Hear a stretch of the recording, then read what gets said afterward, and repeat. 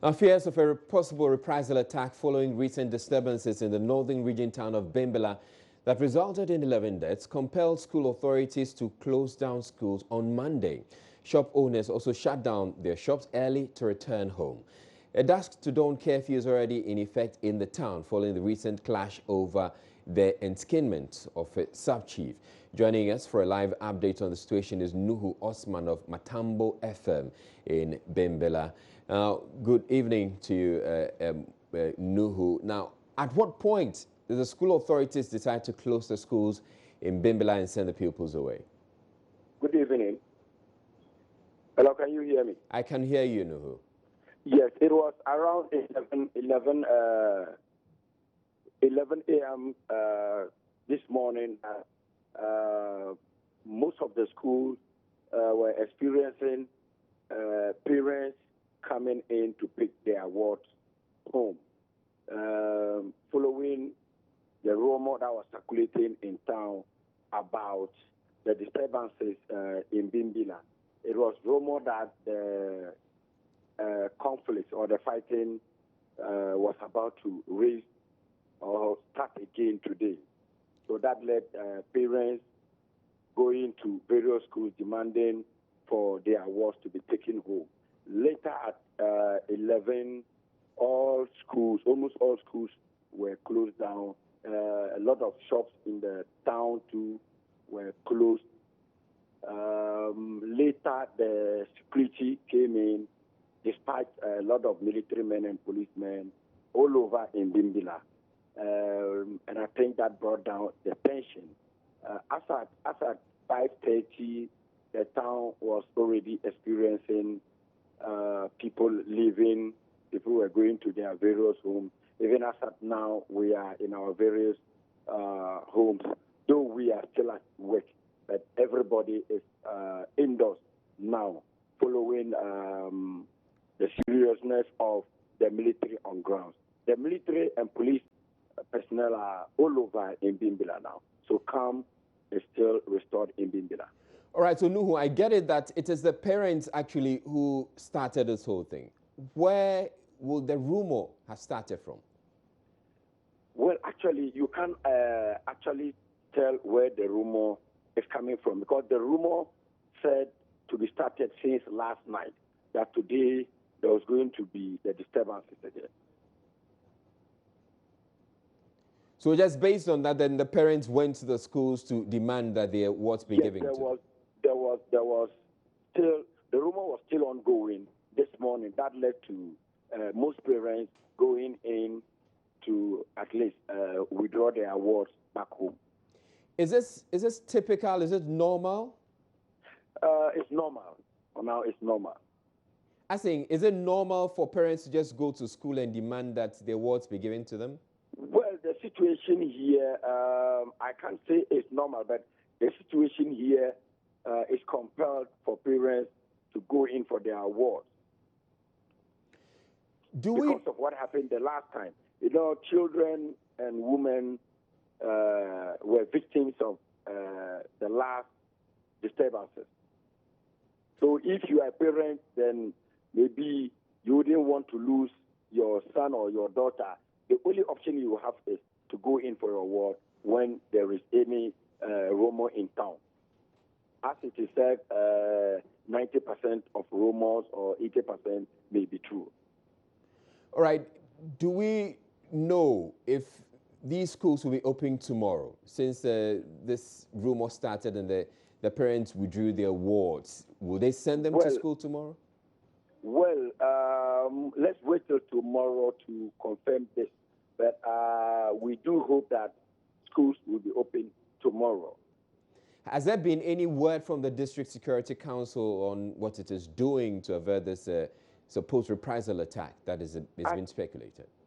Actually, I tried contacting the district police commander, but I couldn't get him on phone.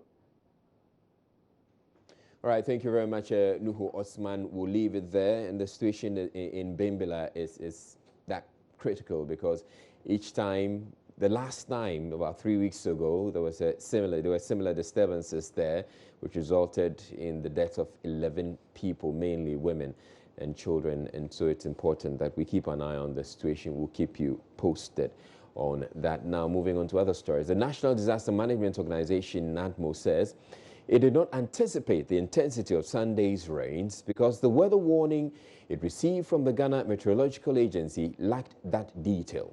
The hour-long downpour flooded many parts of Accra, including the newly constructed Kwame Nkrumah Interchange, Christine Circle, Dubai. The acting head of the Hydromet Department at NADMO, Bright Atama, explains the Meteo Agency at a recent meeting made it clear it is technologically challenged when it comes to the fine details of weather forecasts. When we received the forecast, as I said, we also released to our sister stakeholders and asked them when the intensify, then the video syndicate of operation team is dispatched. But as to from the beginning, how the volume of the rain that we receive, the intensity and the speed is not given in the weather warning. Have they told you why they are unable to give you this information? Yeah, we met, and it's because of is it technological or a machine? They don't have the state-of-the-art equipment to forecast that one. The Hydromet Department, he explains, ensures preparedness and containment of floods and rainstorms, but logistical challenges have often prevented them from delivering effectively on their core mandate. Do frequent monitoring of the drains and then inform the appropriate authorities on to drain them. As at now, most of the primary drain has been dredged.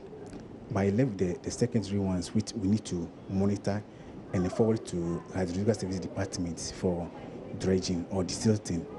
But we are not able to do those ones because of these purposes. Most of the primary ones, like Odo and other big ones, have been dredged. But the secondary ones have not been dredged, and they can also constitute flooding in Accra. With the rains setting in soon, he said NADMO is embarking on its sensitization program to educate people on steps to take when their homes get flooded. During floods, one thing we know to do is that you don't move through the flood water. And then when you are indoor, you also put off all your electrical gadgets, because in the process of the flood, the water can be electrocuted. And they try to put all your luggage or your belongings on the platform, maybe on the drawer, so that it don't be affected. So is it only happening in Accra? It's supposed to be across the country, but as I said, it depends on the availability of funds. But from the beginning of the year, we sent a wireless message to all the regional coordinating council, coordinating directors, because then the regional ministers were not appointed, and also sent wireless message to chairman of the disaster management committee across the regional offices and the district offices to alert them, to sensitize them, and then inform the communities on what to do. And also those who are farming along the river banks to plant early maturity seeds so that they can all have it before the flood comes. In a related development, the Accra Metropolitan Assembly has also issued a fresh list of flood-prone areas in the capital, as well as areas described as safe havens. These are places only within the AMA, yes, that are flood-prone, and places that are safe, what you're calling safe havens. What makes them safe havens? You see, it's like when you have an organization, definitely a place is designated as assembly point. In case of any disaster, people can move to that point. And those places are actually on higher grounds. So if you are within that community and you are experiencing maybe this flooding or something, just move to a high ground. But we have to give you a specific place to go. Okay. So those places were identified as safe havens because they are on a higher ground. Okay. Already put them out since last week. As you are seeing there, the list is there. We have Taboo, and in Taboo, we designated 4 areas: the Bishop Bowers School, the Salvation Army Cluster of Schools. We have the Tankansa Land Park, and then one other location where Presby Vocational School, where people can move to. Those nearer to those places, they can move to. Okay. For now, we've issued it in the media But we have our information van, which is also going to the communities to announce.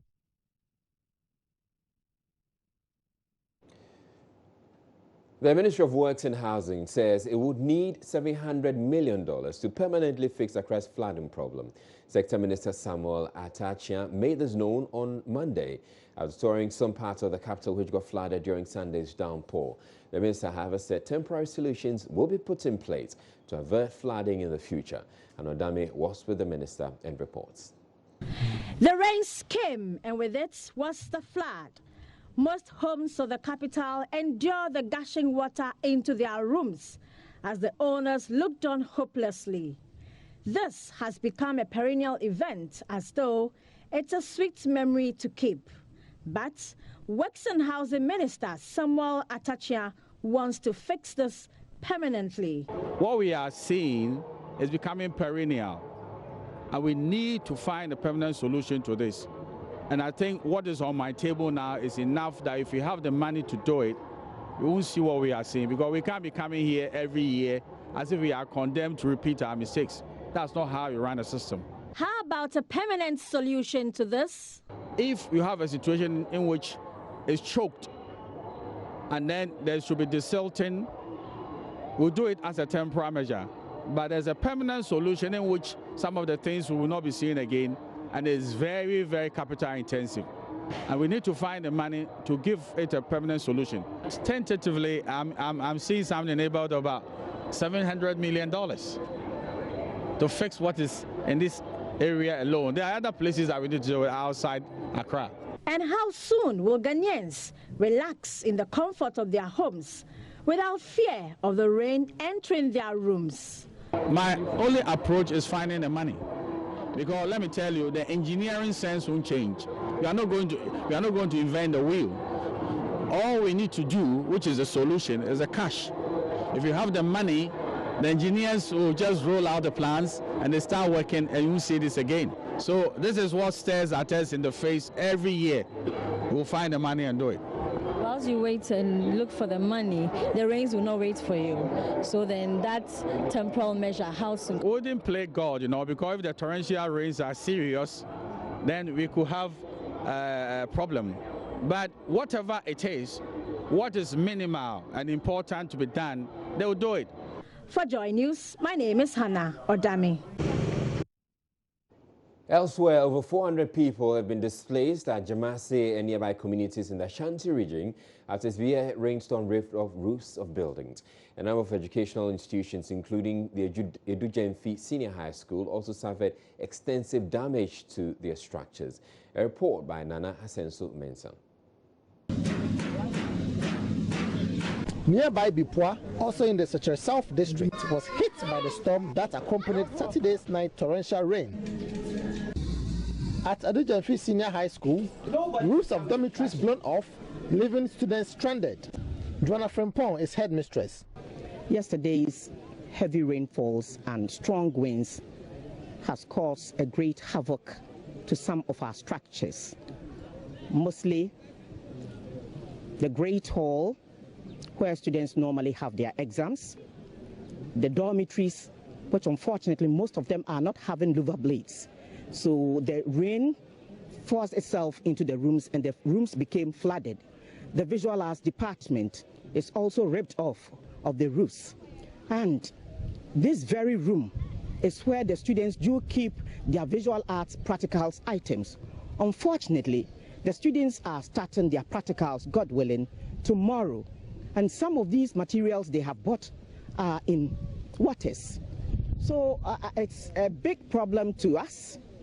And so we are pleading to government, NADMO, and any benevolent society or group to come to our aid, since we have little when we talk of our finances.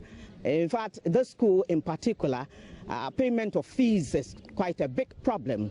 So how to get money to put all these things into order is a big challenge to me.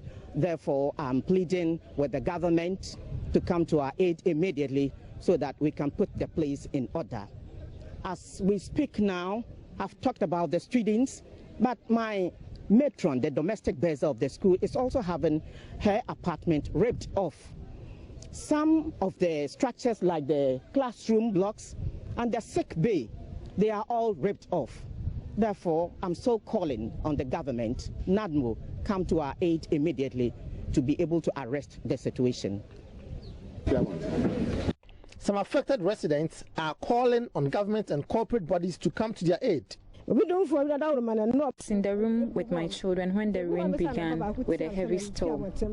All my belongings have been destroyed. I am a widow. I have nothing left. I am pleading to the general public to come to my aid.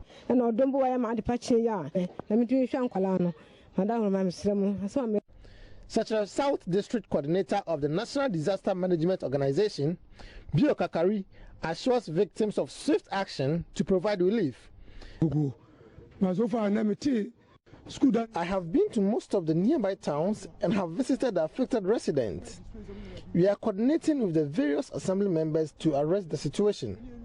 In the interim, we are working tirelessly to relieve the displaced victims.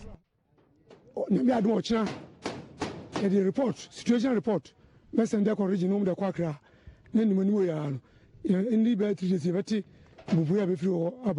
For the meantime, Nanas and Sumensa reporting for Joy News. Watching Joy News Prime, still to come in the bulletin. Joy News has uncovered questionable payment at the Public Utilities Regulatory Commission. We'll have all that and more coming up after the break. Don't go away.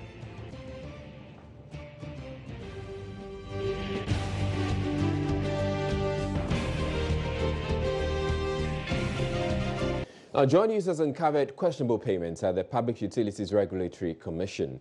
Among these is a transfer of 430,000 cedis into the personal account of the Executive Secretary, Samuel Sapong. In the first of a series of reports of an audit of financial records at the Commission, Joy News' Kwetenati reports the queries include payments described as protocol cash for the Ashanti Tumfose to the second. The amount in question, 435,087 cedis, was part of 1,225,000 cedis paid by the 5 major utility companies to the PURC for the 2013 tariff review hearings nationwide. This money was supposed to be lodged in the account of the PURC, but documents cited by Joy News indicate that 271,500 cedis was paid into the personal account of the Executive Secretary of PURC, Samuel Sapong. Details of the deposit voucher reveal the money was paid on the 16th February 2013 at the Gulf House branch of ADB. Former head of finance at PURC, Isaac Hassan, who made the payment into the account, said he did this on the instructions of the Executive Secretary. I'm only an employee and I take instructions. There was a workshop that money needed to be transferred, and the Chief Executive volunteered that the money should be paid into his account. So he gave us the account number and the branch to pay in. And I did just that as a lawyer worker. Under what circumstances did the Chief Executive ask you to go and pay the money into his account? The workshop was taking place on a Saturday, and as at Friday by about 5 p.m. we had not got the money. So we took this money and paid in on a Saturday into that account. The account is not for me. How could I have just walked in and pay money into somebody else's account without instruction? It is not possible. I'm a professional. A second payment of 163,587 cedis was also made into Mr. Sapong's Gulf House account on the 7th June 2013. Mr. Hassan tells me, though it's not the norm, his boss thought it was convenient. Yes, it was money that was withdrawn from Ghana Commercial Bank. And I understand that this was part of monies that was allocated for the public hearings. That is correct. So such a money, how does a chief executive get someone to pay monies meant for a certain program into his personal account? Is that the norm? No, it was just, I would say, a convenient way of conveying the money on a weekend. In 2015, 1.7 million cedis was paid by the utility companies to support the major tariff review hearing nationwide. A senior staff at ECG tells Joy News some of the monies were paid in cash to the PURC for the public hearings. I mean, this particular one, the last one we are talking about, is where some were given in the form of cash and some were in the form of checks. Because of the situation at that time, we were informed that time is of the extension already started the program, and so if it's deposited in checks, it takes some time for them to withdraw before paying those who are working for them to give them. So we did that and some transfer to them quickly in cash for the purposes of that particular emergency situation. The records cited by Joy News also include other questionable payments. An internal memo dated 5th June 2013, intercepted by Joy News, reveals the PURC approved 164,000 cedis to cover expenses of stakeholder consultation on tariff review with chiefs in Kumasi. Key expenses for that program were over 86,000 cedis for per diem and allowances, 32,000 cedis for hotel accommodation, and 20,000 cedis as protocol for Asante Otumfuo Seitutu II. Former head of finance at PURC, Isaac Hassan, says some of these practices breach the Financial Regulation Act.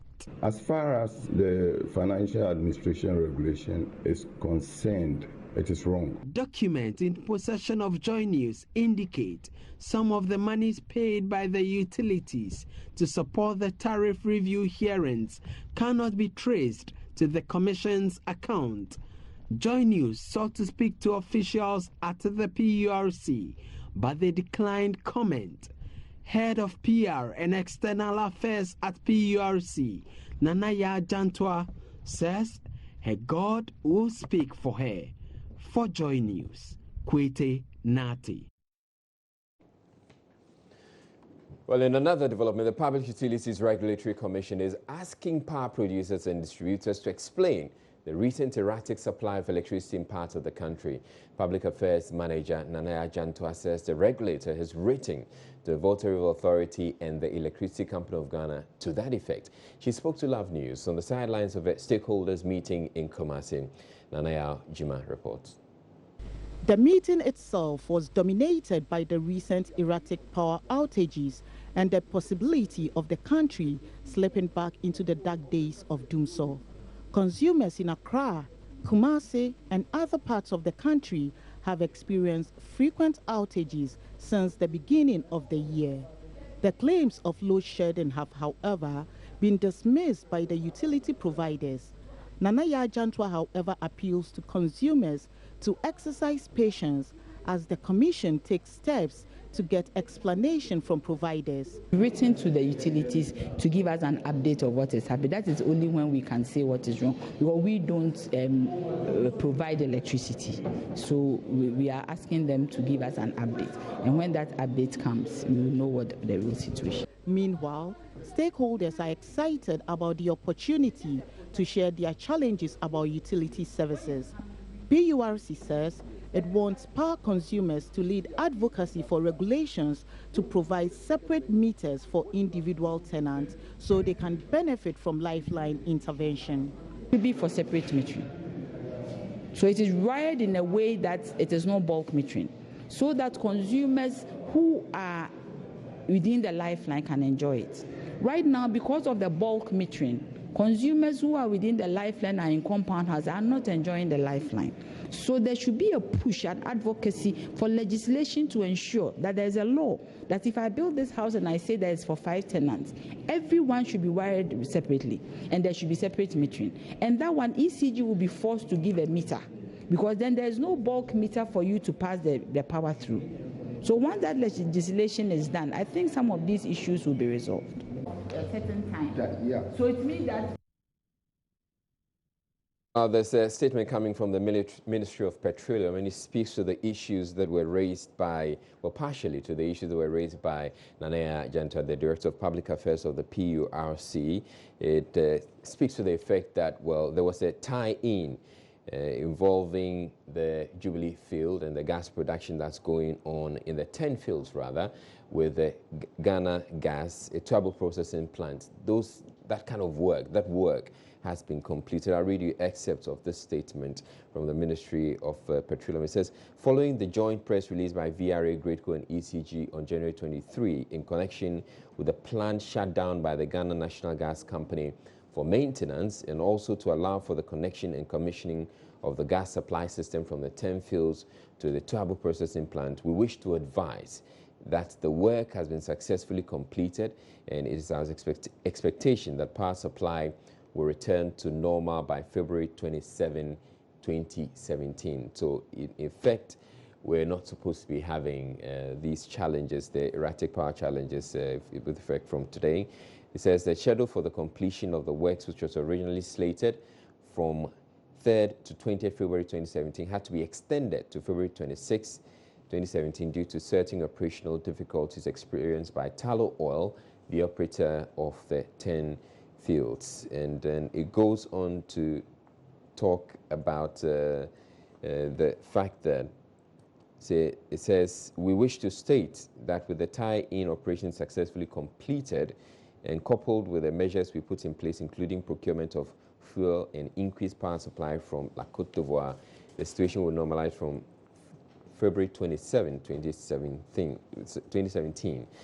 It goes on to say, with regard to the power disruptions over the last 3 days, this is the interesting bit, we note that this was not related to a deficit in generation, but due to faults triggered by the severe rainstorm that hit parts of the country, particularly in Greater Accra, Ashanti, and Central regions on 25th to 26th February 2017. The ECG is in the process of restoring power to those who may have been unfortunate to be affected by the outages. So this is the statement, according to the statement signed by King Wellington, the communications officer of the Ministry of Petroleum. It indicates that the challenges or the power disruptions that have happened or occurred in the last 3 days or so, yes, it has nothing to do with the shortage of power or deficit in power supply, but that it has to do with the severe rainstorm that hit parts of the country. It concludes by saying that finally government is working hard to address the financial challenges that led to a net debt of $2.4 billion in the power sector to ensure uninterrupted supply of fuel, infrastructure upgrade, and reliable power supply. So the situation is expected to have normalized by now. If you have any issues at all, you can post them on our social media handles and we will share. We would want to assess what the situation is like in your side of town. We're taking a break now. We'll bring you business news thereafter. Please don't go away.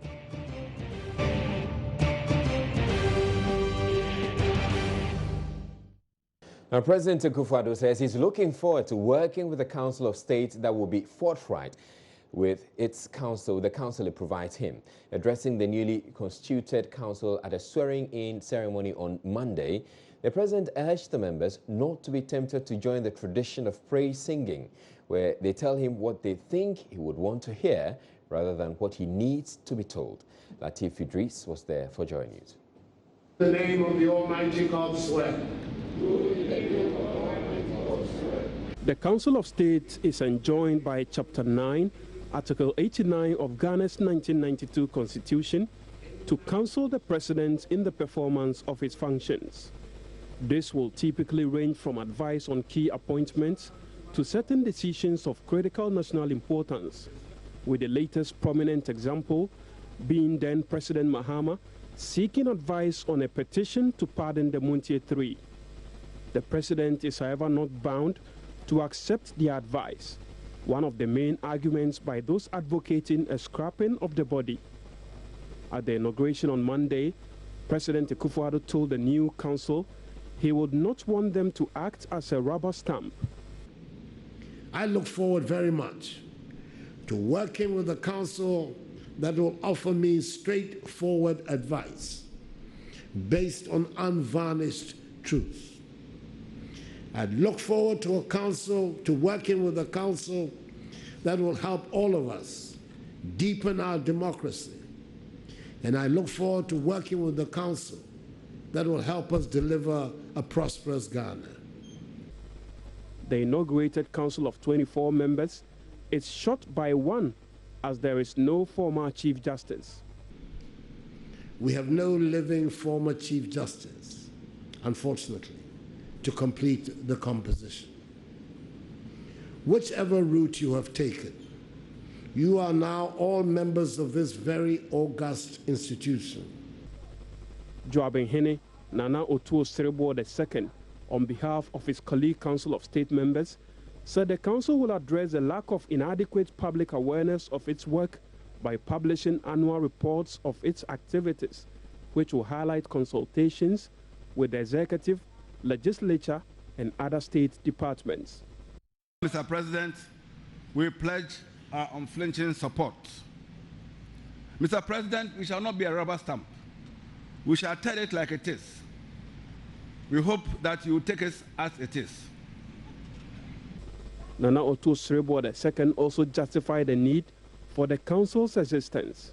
We have been sworn in at a time when there is public debate about the relevance and utility of the Council of State. This debate, to some extent, reflects a lack of appreciation of the full scope of the Council's constitutional responsibilities, and also a lack of adequate public awareness of its work. Mr. President, we intend to address the issue of inadequate publicity of the Council's work by publishing annually reports of our activities, highlighting consultations with the executive, legislature, and other departments of state. The council is expected to elect its chair later on Monday. Right, so you need to commit this name to memory. Joabin Nana Otuo-Serebour II, the man who spoke on behalf of his colleagues at the swearing-in ceremony of the reconstituted Council of State, has been elected the chairperson of the council. And Nana Otuo-Serebour II and his Council of State colleagues have been handed their first task to advise President Akufo-Addo on what they make of the creation of new regions for the country. The creation of at least one region out of the Western region is a campaign promise, and the Minister of State tasked with the responsibility of fulfilling that promise. The President, however, told the council at the swearing-in he would want to hear the advice. Article 91(3) of the Constitution gives the council what appears to be an unfettered remit to advise other bodies like Parliament or any other authority. In my view, this is not meant to be a busybody charter, but on matters of significant national importance, the Council can let its views be known. There is, though, an important specific function which the Constitution has conferred upon the Council. The Council is to advise the President on the suitability or otherwise of the creation of a new region. The Council's advice is an integral part of the process for creating new regions. This function is certainly going to be exercised during my presidency.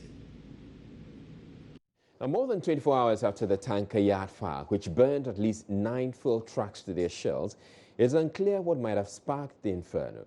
Though there were no deaths in the Sunday afternoon fire at Sherman, 3 persons sustained injuries and the destruction was massive. There have been a number of fuel-related fires in recent times, but the acting National Petroleum Authority boss, Hassan Tampuli, is optimistic the passage of the bulk road vehicle regulation, which takes full effect in March, will nip some of these occurrences in the bud. Fire officers had a difficult time trying to douse the inferno that engulfed the tanker yard Sunday afternoon. It took about 14 fire trucks, including some mobilized from the Tema Oil Refinery and Ghana Ports and Harbours Authority, several hours to bring the fire under control. At the time of our visit on Monday, smoke was still billowing from the burnt-out shells of the fuel trucks. Michael Richard Esiedibuafu, who is an Assistant Divisional Officer 1 at Ashaman Fire Station, tells us what he believes triggered the fire. They were transferring fuel from one tanker to another, and it ignited in the process. Yeah. So, could there be a possible breach of any fire regulation here? Yeah, actually, the owner of this tanker yard, the owner has rented it out to someone, but as to whether that person operating here is having the necessary permit, that's the Ghana National Fire Service permit, the NPA permit and the EPA, we are yet to see the owner and ascertain that. Yeah. These are the vehicles, you can see them right now. It's really hot here. I must say, the pungent smell of fuel is also, like really, you can actually feel it. It still feels very, very hot here, even though the flames have been doused. I don't know what is causing the temperature here to be like this. Let's get closer. As you can rightly see, maybe we'll turn to the side. They've doused the fire, they've doused the flames, they've extinguished the flame, but you still have some smoke coming out from some of the rims of the tires that we have here. You can see the remnants of the rim here. This side also, you can actually see how, really burnt these vehicles, these tankers are. They've been reduced to scraps, actually. I don't think they'll be able to use these vehicles for anything, anytime soon. So about 1, 2, 3, 4, 5, 6, 7, 8, 9, 10, 11, 12 actually, all completely burnt. Acting Chief Executive of the National Petroleum Authority, Hassan Tampuli, who addressed journalists after touring the facility, however, had another version of how the fire started. He however explained a more reliable assessment of what caused the fire would be known after the investigation. When you lift products from the depot, you take it to the destination, the port where you discharge. So you normally won't take products from a depot and then bring it to your yard. So that's not the case. Now we have been told that one of the trucks developed a fault, and the driver, after lifting the products from the depot, came to the yard here and then said that he was attending a funeral. And so all these things, we need to look into them and be sure whether or not the story as it's been told is accurate, because these are health and safety issues. Mr. Tampuli further explained the NPA will put in mechanisms to nip the cases of fuel tanker fires in the bud. We've just seen the passage of a regulation regarding BRV, bulk road vehicles. Their movement from the depot to the point where they discharge, and then the tracking of those trucks and everything, that is already in place, but a regulation has been promulgated, has been passed, which will give legal effect to all these things, and we intend to go live on it sometime in March. We'll do a public education on that one, and it will add to the control measures that we've put in place. The adverse effects of upholding a tradition that bars their pregnant women from delivering on their land compelled them to start a hospital project to save mother and child. However, 10 years on, the hospital remains uncompleted due to lack of funds. Speaking to Joy News' Emefa Ewenam Etiamwa Eli, Dover community leaders say if government fails to assist them to complete the project, they will not vote for any politician anymore.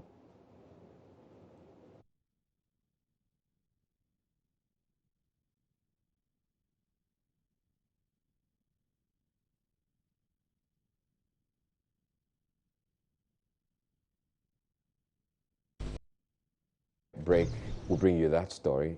Just hold on. All right, we have the story.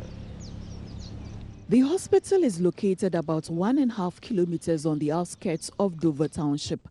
This is because of a taboo that forbids pregnant women from having their babies on the land. Apart from being fined for disobeying the taboo, the women fear their babies will be mentally retarded if they give birth in the town. Sometime before you get to your destination, you become overly exhausted as a result of the severe labor pains, and when the time comes for you to push, the baby itself looks very tired and weak when it finally drops. We are suffering, so when your baby is due, you must do your best to leave the town in time to look for transportation before the labor pains become severe and unbearable. Having started the project 10 years ago, work stalled at the roofing stage.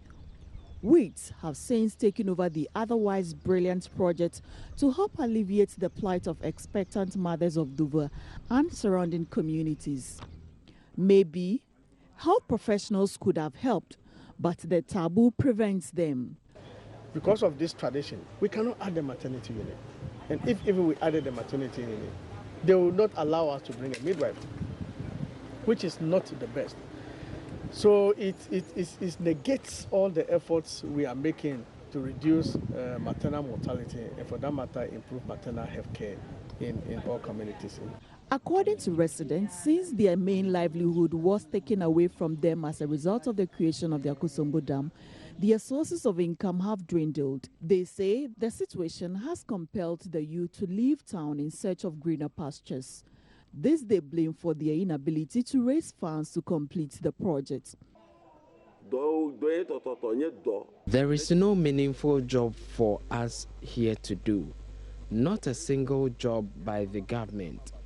Prayer Volta has acquired acres of land from us, but it is lying there waste. They've stopped farming, and we've been left here to starve.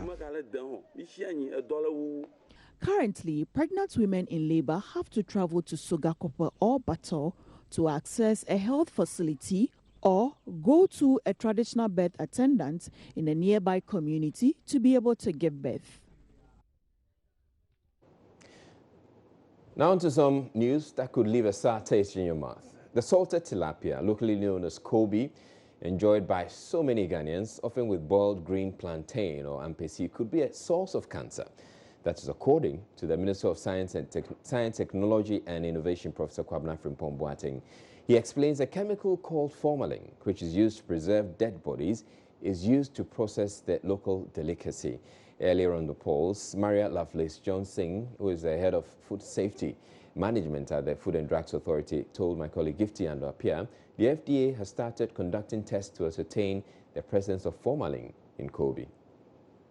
At the moment, there are people from the Food and Drugs Authority in various markets. They are at La Paz market, Makola, Dansuman, if at all the markets you can think of. Okay. We are there buying you won't know whether we are from FDA or not. Okay. We just buy into Kobe, and then we're taking them to the lab, to the laboratory. As scientists, the only way we can say that yes, they are there or not is to do the test in the laboratory, and it can be done easily. So we're going to do that, and by the end of the week, the lab results will be out, and we'll let you know. What's the process, the lab test that you're talking about? Usually, what's the process, and how long does it take? Oh, it's going to take, it won't take that long. By the end of the week, you should have the, we'll just test for formaldehyde. You know that formalin That's formalin. Basically formaldehyde. And you know, formalin itself has such a very pungent smell. If you've actually passed in front of a hospital that has a mortuary before, in fact, when you're just passing by the mortuary, you can even smell it. But that's notwithstanding, we're still doing the test, because as to whether it is in or not has to be verified by a test. Okay. And once you find that, what are you going to do? If there is, we're going to bring those who are in that business to book. We're going to straight away ban the sale of it, just to ensure that people are safe. I mean, that's the number one thing, just to ban the sale of it. And then we get on to bring the people to book and do more public education to stop the people from doing if and only if it is true. All right, so that's certainly going to leave a sour taste in the people's mouths. Not too excited about their Kobe being messed up with after the fufu episode.